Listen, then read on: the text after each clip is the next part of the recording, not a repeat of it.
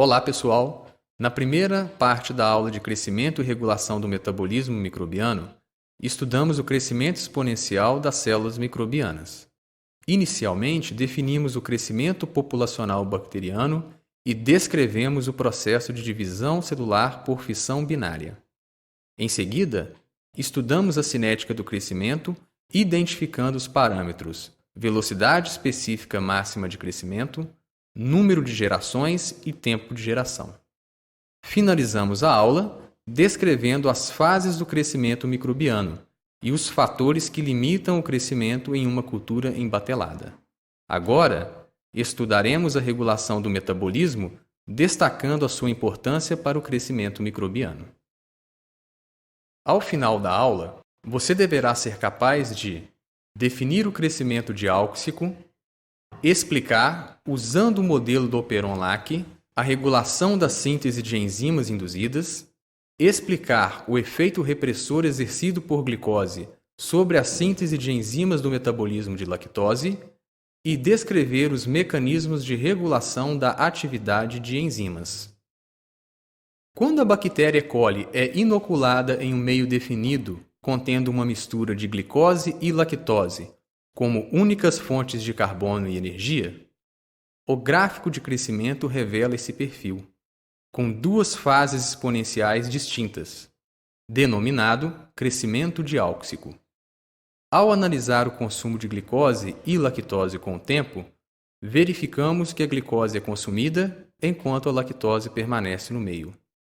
Ao analisar a atividade de beta-galactosidase, enzima que hidrolisa o disacarídeo lactose em glicose e galactose, verifica-se que não há atividade na presença de glicose. Isto ocorre porque a síntese de beta-galactosidase não ocorre na presença de glicose, fenômeno conhecido como repressão catabólica ou repressão por glicose. A atividade de beta-galactosidase é detectada somente quando a lactose começa a ser consumida, o que ocorre após o esgotamento de glicose. A atividade de beta-galactosidase, detectada após o início do consumo de lactose, indica que este disacarídeo induz a síntese dessa enzima.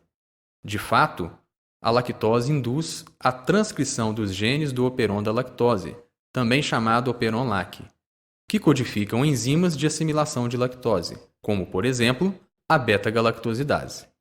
Para entender a organização do operon da lactose e como lactose induz a transcrição dos genes desse operon, acesse o link Indução do operon da lactose disponibilizado no PVAnet, logo abaixo do link dessa aula. Lembra que E. coli não consome lactose na presença de glicose? Isso significa que não há indução do Operon-Lac nessa condição. Como glicose reprime a indução do Operon-Lac? Para entender o papel repressor exercido por glicose, acesse o link Repressão catabólica e indução do operon da lactose disponibilizado no PVAnet, logo abaixo do link dessa aula.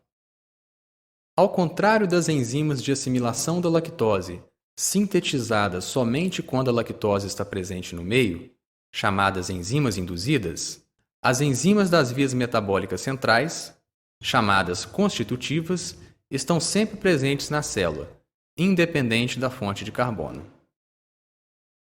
As enzimas constitutivas são reguladas principalmente na sua atividade. Existem 3 mecanismos básicos de regulação da atividade enzimática: interações de substratos e metabólitos com enzimas alostéricas, modificações covalentes das enzimas, como, por exemplo, fosforilação e adenilação, e propriedades cinéticas das enzimas. O primeiro mecanismo de regulação da atividade enzimática que estudaremos é o de modificação não covalente de enzimas alostéricas. Lembre-se que uma enzima alostérica é aquela que existe em uma ou outra conformação. A conformação da enzima alostérica alterna em função da sua ligação com um efetor alostérico, que pode ser um metabólito ou substrato da própria enzima. Quando a enzima alostérica está ligada ao efetor alostérico negativo, a afinidade da enzima pelo seu substrato diminui e, consequentemente, a atividade da enzima é baixa. Por outro lado, o efetor alostérico positivo aumenta a afinidade da enzima pelo seu substrato e, consequentemente, a atividade enzimática é alta. Para compreender melhor o efeito de efetores alostéricos sobre a atividade de enzimas alostéricas, analisaremos o exemplo da fosfofrutossinase. Lembre-se que essa enzima catalisa a terceira reação da via glicolítica, na qual frutose 6-fosfato é fosforilada a frutose 1,6-difosfato. Note no gráfico que o ATP age como um efetor alostérico negativo, diminuindo a afinidade da enzima pelo seu substrato, frutose 6-fosfato. Já o AMP e o ADP agem como efetores alostéricos positivos, aumentando a afinidade da enzima pelo substrato. Como o ATP, além de ser substrato dessa enzima, é um dos produtos finais da glicólise, é natural que a queda nos níveis de ATP estimule essa reação para aumentar o fluxo glicolítico. Continuando os exemplos de regulação no nível de atividade enzimática, agora envolvendo modificação covalente e propriedades cinéticas de enzimas, buscaremos no ciclo de Krebs, representado em preto, e desvio do glioxilato, representado em verde, o exemplo que ilustra tanto a modificação covalente quanto propriedades cinéticas. A enzima isocitrato desidrogenase compete com a enzima isocitrato liase pelo substrato isocitrato.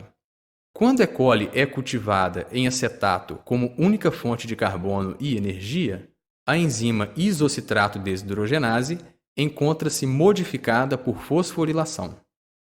Note no gráfico que nesse estado fosforilado, a atividade da enzima é parcialmente inibida. Dessa forma, aumenta a concentração de isocitrato no meio, favorecendo a enzima isocitrato liase, que requer maiores concentrações de isocitrato, já que essa enzima apresenta uma baixa afinidade, isto é, alto Km pelo isocitrato. Bem, chegamos ao final da segunda parte da aula. Na terceira parte, atenção especial será dada aos fatores ambientais que afetam o crescimento de micro-organismos.